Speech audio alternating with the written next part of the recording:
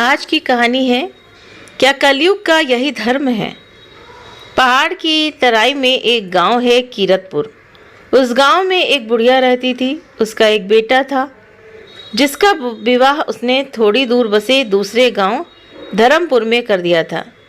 एक दिन बुढ़िया ने अपने बेटे रघुवीर से कहा, बेटे, अब मुझसे घर का कामकाज नहीं होता, तू जाकर बहू को लिवा ला, मुझे बुढ़ापे का सहारा मिल जाएगा। रघुवीर माँ की बात सुन अपनी बहू लिवाने ससुराल के लिए चल पड़ा। उसकी ससुराल के बीच एक घना जंगल पड़ता था। जब वो जंगल के बीच से जा रहा था तो उसने देखा कि रास्ते के किनारे पेड़ के गिरे पत्तों, फूलों आदि में आग लग गई हुई है और पास ही पत्तों की जलती आग के बीच एक बिल है जिसमें से सांप बार बार अपना सिर निकाल रहा है, पर आग की गर्मी से निकल नहीं पा रहा था। बुढ़िया के बेटे को आते देख सांप जोर से चिल्लाकर बोला, ए भाई, मुझे इस आग से बाहर निकालो, तुम्हारा बड़ा एहसान मानूंगा। रघुवीर ने कहा, तुम तो सांप हो, तुम्हारा क्या भरोसा, तुम निकलने के बाद मुझे काट सकते हो। सांप ने कहा, कैसी बातें करते हो, तुम मेरी जान बचाओगे और मैं तुम्हें काट लूँगा, ऐसी बात सोची भी नहीं जा सकती। सांप के बार बार अनुनय और विनय करने पर उस लड़के को दया आ गई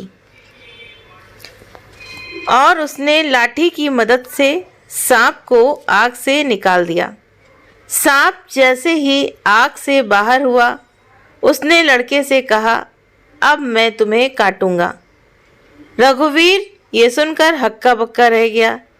थरथराते हुए उसने कहा, लेकिन तुमने तो ना काटने का पक्का वायदा किया था। तो सांप ने हंसते हुए कहा, अरे मूर्ख, ये कलयुग है, कहने और करने में जमीन आसमान का अंतर है।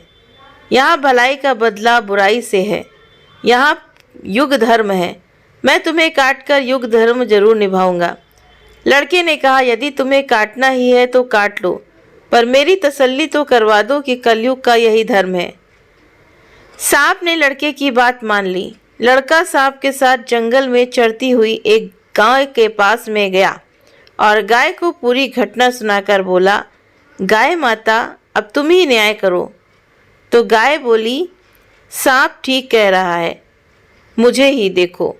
तब वो गाय अपना वृत्तांत बताने लगती है कि देखो कलयुग में क्या क्या होता है।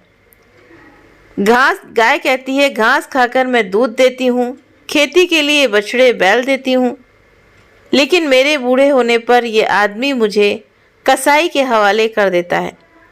यही इस युग का न्याय है। सांप ने कहा, अब तो तेरी तसल्ली हो गई।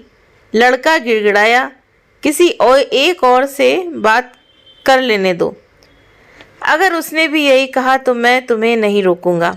लड़के ने सामने एक पेड़ को अपनी सारी कहानी दोहराई तो पेड़ ने कहा, सांप ठीक कह रहा है, मैं आदमी को शीतल छाया और मीठे फल देता हूँ, पर बदले में आदमी मुझे काटता है, आग में जलाता है। कलयुग का यही धर्म है।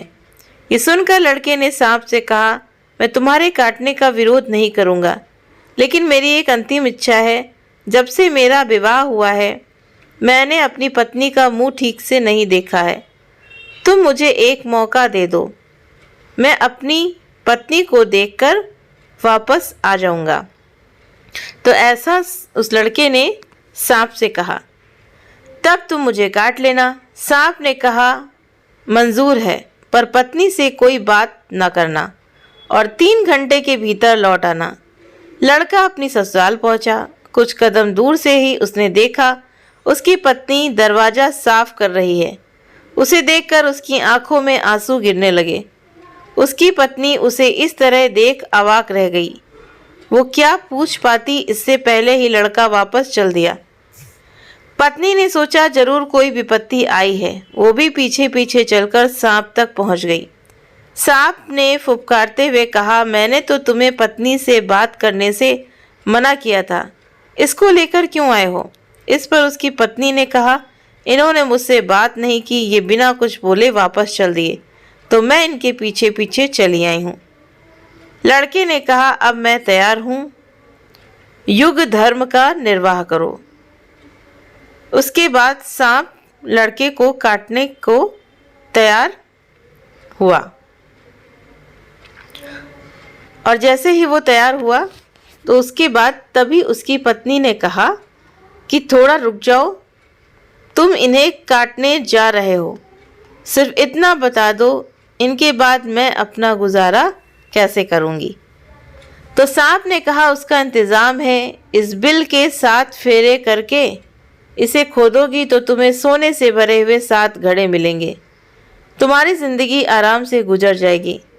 लड़के की पत्नी ने कहा, मैं तुम्हारी बात पर कैसे विश्वास करूं? मैं तसल्ली के लिए 7 फेरे का बिल खोद लेने दीजिए। सांप लड़की की बात मान गया। लड़के की पत्नी बिल के फेरे लेने लगी। 7वां फेरा पूरा होते होते उसने अपने पति के हाथ से लाठी छीनकर उसे सांप के सिर पर जोर से दे मारी। सांप छटपटाने लगा। वो लड़की से बोला, तू तो बड़ी धोखेबाज निकली। तब उसकी पत्नी ने कहा, क्षमा करना नाग देवता, मैं तो आप ही की बात रख रही हूँ। यानी कि कलयुग में ये होता है कि जैसे को तैसा सांप ने लड़के को काटना चाहा तो उसकी पत्नी ने क्या किया कि उसको डंडे से मारा, कि यहाँ भलाई का बदला बुराई है। हमें आपने इतना बड़ा खजाना बताया, लेकिन हमें भी तो कलयुग का धर्म निभाना पड़ा और आपके प्राण लेने पड़े। सांप का निर्जीव शरीर एक और धराशायी हो गया। लड़का और उसकी पत्नी खजाना लेकर अपने गांव खुशी खुशी लौट आए। तो कलयुग का क्या धर्म है कि लोग एक दूसरे को नोचते घसीटते हैं, सोचते हैं कि मैं अपना काम बना लूं, दूसरे का काम बनाना बने, जैसे कि हमें इस दृष्टांत से सीखने को मिलता है। तो वीडियो कैसा लगा आपको, कहानी कैसी लगी, तो प्लीज़ आप मुझे कमेंट करके ज़रूर बताएं। वीडियो पसंद आए तो वीडियो को लाइक करें, चैनल पर पहली बार है तो सब्सक्राइब करना ना भूलें। आप सभी के सहयोग के लिए बहुत बहुत धन्यवाद।